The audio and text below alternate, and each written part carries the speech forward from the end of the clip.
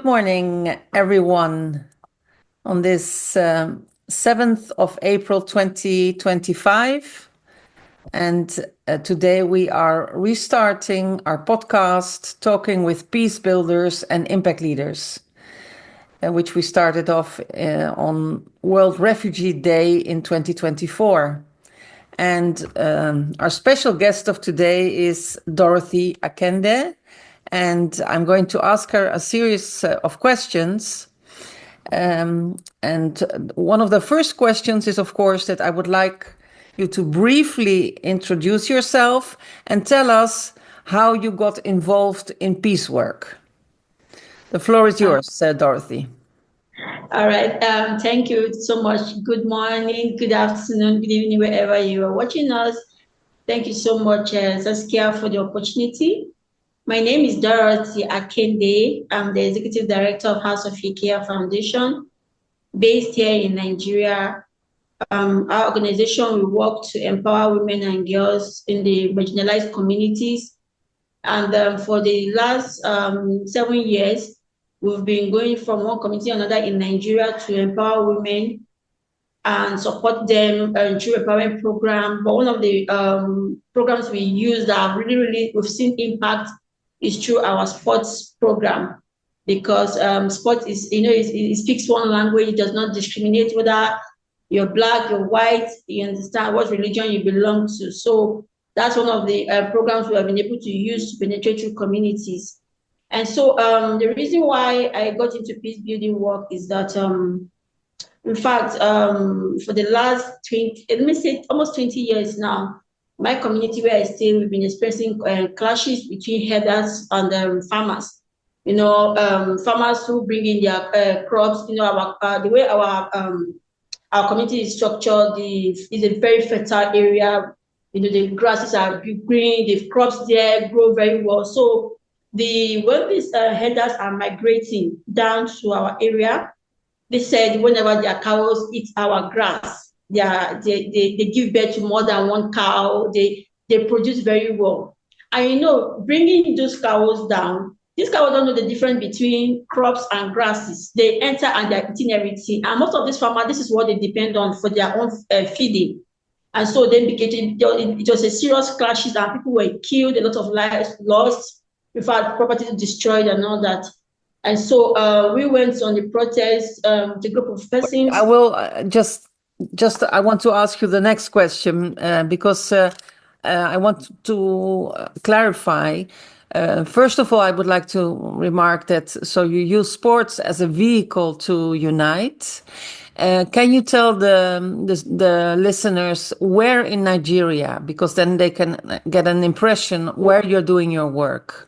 Okay, so I'm based here we have our office in Benue State in Nigeria, one of the most volatile states that is currently experiencing crisis as we speak right now. Like, people are being killed every day.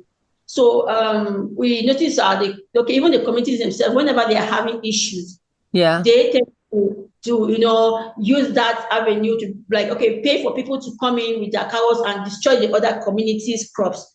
So those are the things that we've been experiencing for the past days. And then from this Benue State, that also spread to other communities like in Enugu State, in Anambra, even in Nasarawa State. So these are some of the communities that we'll be able to see how, because in the end, when there are crises, it's young people that they use. They are the ones that are the instrument they use to perpetrate all these crimes. So for the listeners, Dorothy, how many tribes do you have in Nigeria? Because you're talking about clashes between these tribes. How many are there in Nigeria? I used to think we were having just about 300 languages. So it's really a very fragmented society. Yeah. And why is peace and making an impact so important for you? Because you're obviously very committed to do something about it. Yes, it's very, very important because, once there's no peace in the community, that community cannot grow, it cannot develop. So it's very, very important for me, because I've seen the problem it has caused. Imagine the IDP camp, to have over 100 and something thousand people displaced, and they're in the camps till today. So this place people people now become vulnerable to human trafficking, to sexual exploitation, and all that. So that is why it's very, very important, because we've seen a lot of young girls who are being given out in early marriages. Because we operate a shelter, we've been able to rescue some of these girls between the age of 12, 13 who have been given to marriages just because the parents want to survive. So these are the issues we've noticed, that these are some of the gaps as a result of this crisis in those communities. But just for my understanding, so these girls are given in marriage, and in return for what? They will say, when you marry her, the man will give us food. Okay. Yeah, there's some of them they sell the girls, like, okay, you give us some amount of money, or if I'm owing you, you can take my daughter in marriage, and then I get to clear my debts. So these are also very poor communities. Is that correct? Yes, and those communities that were affected and they've been displaced as a result of the crisis. Yeah. And and can you also share a little bit about, because it's obvious that it's also difficult work that you are doing, and what are some of the norms and values that were passed on to you by your family that are important in your work? Well, I come from a family, in fact, let me say my community, I'm from the Tea-speaking tribe. And here, for a very, very long time, we, the women, we don't even inherit properties. We are not allowed to inherit properties, just due to the fact of because of advocacy and sensitization. We've seen how people whose parents die and leave the male child properties, they end up misusing it. When somebody dies in the community, we don't inherit property, but when somebody dies, when it's time for them to bury, they tell the girl child to come and bury. So we kept telling the chiefs, the stakeholders at the rural areas, that this is the harmful practices that is doing happening to our community. We don't get to go to school. Like in my own family, when my dad was training us to school, people are like, he's training the daughters, he's training the girls to school. They're supposed to be married. They're supposed to be married. You understand? And but my dad is someone that is an advocate of education. He really, really pushed us, and we're able to go to school, especially with the girls. You understand? So these are some of they believe that we are supposed to be married. We don't have any right to go to school. So, but it was last year, I think last year, 2023, that the law was passed that we, the girls, can actually inherit properties. But there are still some clause, but to us is at least the starting point compared to how it was before. So the values might... Yeah, so there's a lot of justice against women in that respect. And when you say, because you talk about why you are involved in building peace, because of this conflict between these different groups, what is it that really breaks your heart in your community, which you would like to make a contribution to? Imagine we in this 21st century, we women are not even allowed to sit down during conflict mediation. It really breaks my heart, because if there is a conflict prior issues, it's not just the men that are affected. In fact, the women and children are the most affected. And then when the issue is come for them to mediate, because of course people are fighting for their own needs. So what about the needs of the women? What about the needs of the youth? So it breaks my heart, because I've been there where we found ourselves going for a meeting. And in that meeting, between the bandits and the chief, we were just 5 women in that meeting, and we were asked to leave. We were surprised. We want to have a mediation meeting, and these are boys that they have mothers at home. So if you don't allow women to come in and plead with our sons, how do you expect these boys to lay down weapons and listen to what is going to happen? It's not going to be a sustained peace. So when that incident happened last year, and honestly, for the first time, it just felt as if the work I've been doing is nothing, because you've been talking and talking, and then somebody is telling you that you cannot sit in a meeting because you're a woman. It's where the world has gone beyond that. It was really, really heartbreaking for us that were in that meeting. Well, but I think it's really important to emphasize that your work is extremely important, because it has been proven that when it comes to conflict resolution and when it comes to building peace, the role of women is paramount. Absolutely. It's really essential. And so that's why I think it's really important, however difficult, also to keep on supporting women in being involved in these very difficult processes, and especially given also the dynamics that you're caught in, where women have less rights and also are oppressed. If you think about what is your hope and your dream also for your community. So now we're going to look a little bit into the future. What would you what is it that you would want to achieve, if you dream about it?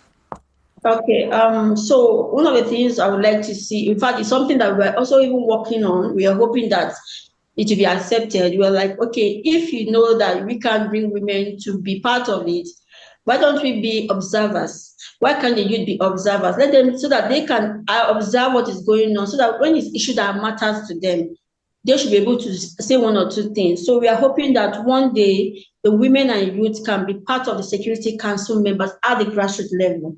You understand? So that they can at least say something. And then we also want to, in fact, what we're trying to also do is see how we can give them cases of countries that have brought in women during conflicts and it has worked for them. So when they see this scenario, they'll say, okay, fine, let us give them a chance and see how it's going to go for them. So that is the level we are. And we are hoping that the government, I mean, the people at the local level, at the rural areas, get to accept that. Can you maybe, for the listeners, because you speak about the councils, can you tell a little bit about the decision-making structure? So you have the government, you have these councils. Can you clarify that a little bit for the listeners? The chiefs, which are the rural areas. We have the full members, and then we have the councillors. You understand? Then we have the local government chairman. Before we now have the governor and all that. So when it's most of this crisis always at the rural, that is down to the level, which is where we have the councillors and then the chiefs. We have first class chief, we have the third class chief and the second class chief. So the third class chief are the ones that preside down to this level where these crises are going. So we want to engage, because most of them are not educated. They just have this idea from their parents that women are supposed to be in the kitchen, women are supposed to be, but the world has gone beyond that. So for those people who are educated, like maybe the chairman, we try to bring them on board so they can let them know that the world is no longer how it used to be before. This is where we are. This is what people are doing, and this is how it's working for them. So those are the areas that we want to make sure we get into and also get their approval and support. And what forces can you leverage? What things that could you use within your community to try to break that cycle that you are describing, that cycle of violence? Okay, we have some persons who, in this community, we have some people that they may not be rich, but they are very, very influential. Their voice matters a lot. So these are the people that we are trying to engage in. There are some people, they are very, very objective the way they think. They may not be educated, but when they see something that is not right, they try to say, no, this is not right. So these are the people we are trying to bring on board to help us, to help us see reasons why, and then we should do them training. Of course, we're going to be bringing people from different organizations to train them so they can appeal to, sometimes you appeal to somebody's conscience. This is what is happening. This is what the problem is causing in your own community.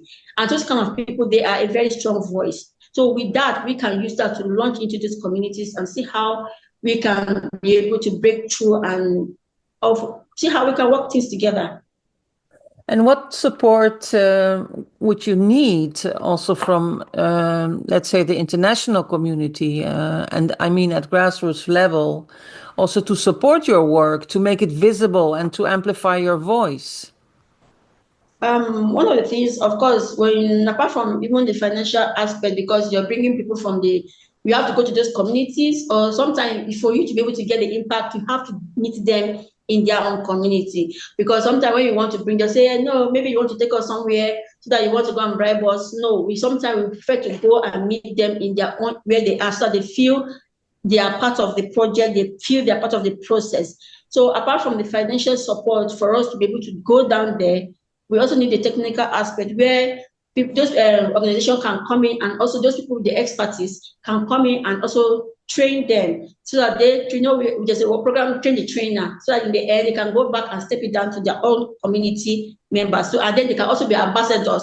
They are the ones carrying the voice. They are the ones speaking out about these issues and all that. So these are some of the areas that you actually need partnership and support. Yeah. And I'm sure that you also have achievements and success. Can you tell about one achievement that you are very proud of? Also to show us that it's a difficult situation, but step by step you are doing things which make a difference. Like I mentioned earlier, the law that allowed women to inherit property is something that we've been doing advocacy for a very long time. So to us, that is a plus. And then in 2023, the past First Lady of Benue State, we met with her, and we also established a bill that for prohibiting widows. When women, their husband dies here, they'll tell you to marry the brother, or they will wash his body and give you the water to drink to show that you didn't kill your husband. And so now those harmful practices, we were able to work with the First Lady there, and now we've passed that law. It has been passed into law that widows are allowed to inherit, to marry who they want to marry. And also those harmful practices should not be meted on them because they lost their husbands. So these are some of the things we've been able to achieve. And also the VAP law, Violence Against Person Prohibition law, is what we've also worked. In fact, right now we have reviewed the law, because here there's a law we have, ADR, Alternative Dispute Resolution Law. When a man rapes a woman, the law allows the man to buy a goat and give to the community, or you pay 10,000 naira. And then you people are doing this thing. What about the person who is a victim?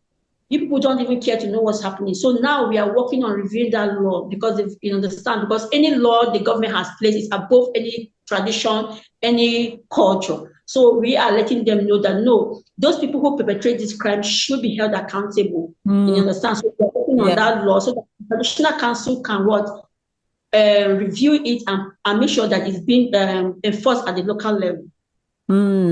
It's very important that what you say. So you really are trying to establish a new rule of law, which somehow also supersedes or is more important than these cultural traditions, which allow these things to happen. And it's important also to mention that there are more parts in the world that this happens. What you just said, that if you as a woman become a widow, you basically are, you have no rights whatsoever, and you fall prey to a form of injustice which is unimaginable. What is your really, on the short term, your next challenge and the next step that you would like to take in your quest to break this habit and this cycle of oppression and repression against women and these conflicts? Like I said, despite the fact that we're doing this work, it's not always easy for we women, because most of the time, when you go to meet them, they're like, this one, she's educated, she's more than us, she want to take over and become powerful. So one of the things we are trying to do is that we are trying to see how we can get more men who believe in what we are doing, who are objective, to support us and join us, like he or she ambassadors, and then through that we can be able to meet the government and see some of these. We already have policies. How can we enforce these policies, or how do we review them and make sure that they are functioning? Because having policies and not enforcing them is one of the problems that we've had here in our community. So we are seeing how some of these, like the law that is mentioned, how we can review them and it should be enforced in the community. So we are working with the security agencies. We are bringing them on board to make sure that they get the training they need, because every time a lot of things are being reviewed every day and all that. And then also the UN security and security resolution law 1325. We also want to make sure that that allows women to be on part of the decision making board. We are also making sure that they should allow women to be part of, because those chiefs, they have wives. So we want to make sure the wives are brought on board. And then one of the things we've also noticed is that when we women in the rural and the urban areas, when we do things, we neglect the women in the rural areas. And so most of the time when we take issues to them, they don't want to get involved because there's been a very big gap. We've neglected them for a very long time. So we want to make sure that as going forward, anything we are doing, the women in the rural areas are being carried along. It doesn't matter the educational qualification you have. We're going to make sure that we bring it down to your level that you understand. So we make sure that we carry them along. So that's the area we are working on right now. So these women, they can, with that, when we empower them, they have a voice to speak also in their community. Wow. It's obvious that you have to work on different fronts, and that you also have to involve the different stakeholders, because otherwise it's very difficult to really disrupt the status quo and realize the change that you want to achieve. So it's really admirable, the work that you are doing. And I really, is there a way that if people are listening, that they can reach you to support your work? How can they reach you? I think I can share my email address with you. We have our social media links there I can share with you, and they can reach out. You understand? If you need us to do online training, it's okay. You understand? There are little ways you can, if you can share resources with us so that we can use them, because some of them we can also translate to local language for them to read and then understand what they need to do. So these are the things that they can also do to support us. And then sometimes when you will have like billboard set up with just messages and pictures, sometimes they may not read, but pictures and videos can appeal to their conscience. And whenever they think about it, they say, no, we can, it's things like that. So if people are able to support us in that way, we can help mount these things in those communities to keep bringing, keeping in their ear, reminding them that, though this is wrong, this is how we're supposed to do it, and this is what each person is supposed to do in the community. Okay, thank you, Dorothy, for this interview, and thank you also for your commitment to this cause, because this is how change takes place, by individuals really taking the trouble to day by day do something about an injustice or something that is really, you could say, undermining this process of peace. Thank you very much, Dorothy. Thank you so much. Thank you for having me. And this it's great seeing you. Thank you so much for the opportunity. I'm grateful.